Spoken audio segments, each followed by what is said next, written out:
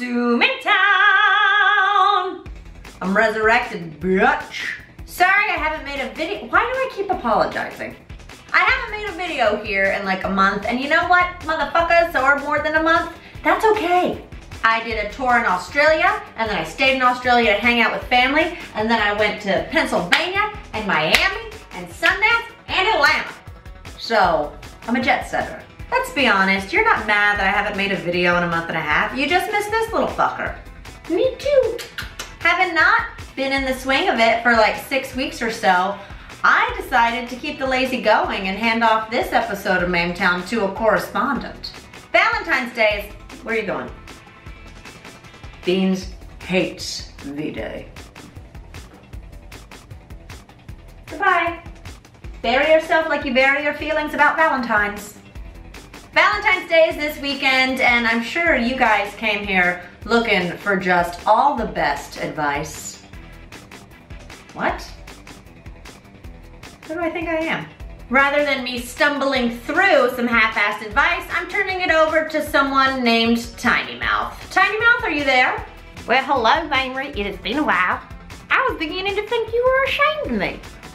I don't know why that would be the case. Wow, I can see you're going for like a darker hair color. That's interesting. Where'd you get that idea? Thank you. Oh, I'm sorry, Mamrie. I forgot that you invented darker hair, okay?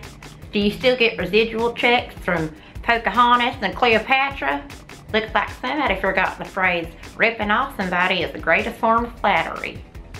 Just do your thing. All right, y'all. Well, as you know, Valentine's Day is right around the corner. And if you don't want to give your Valentine you're right around the corner, here's some tips for some sexy shit.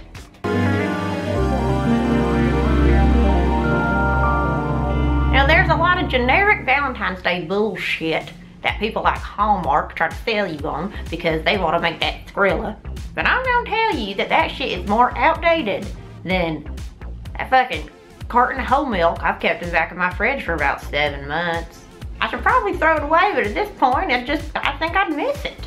The first mistake that people always make at Valentine's Day is wearing sexy lingerie. Lingerie? People are like, oh, if you really want to get your partner turned on, you just put on a negligee. But I think that they should be called neglectagees because those shits just look like they're falling apart. You know what a thong is? It's a wedgie. If you actually spend money on a thong, you are being ripped off. You know why? Because the butt cheeks of your panties already got ripped off. People spend all this money on lace underwear. You want some lace underwear? You give me your panties. I'll stick them up in my attic, have some moths to go to town on them for about 3 to 4 months. Boom, you got lace. You really want to get your partner fired up, don't even worry about putting on no negligee. Just cover yourself in a delectable food. Now, I've seen in the movies that people do like whipped cream, or you know, something nice and sweet. Fuck that shit. You want someone not to be able to keep their mouth off you? You cover your tits in buffalo sauce and your vagina in a 7-layer bean dip. Another thing I've been seeing that people give for Valentine's Day is stuffed animals.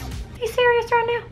I might have flawlessly moisturized and wrinkle-free skin, but I ain't 10 years old. If you give me a stuffed animal for Valentine's Day, it better have just come over the fucking Mexico border, and when I rip it open, it's full of drugs.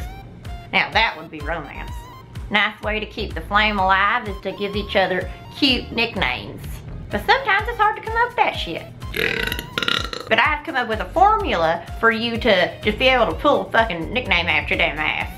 An adjective that describes the last thing you ate.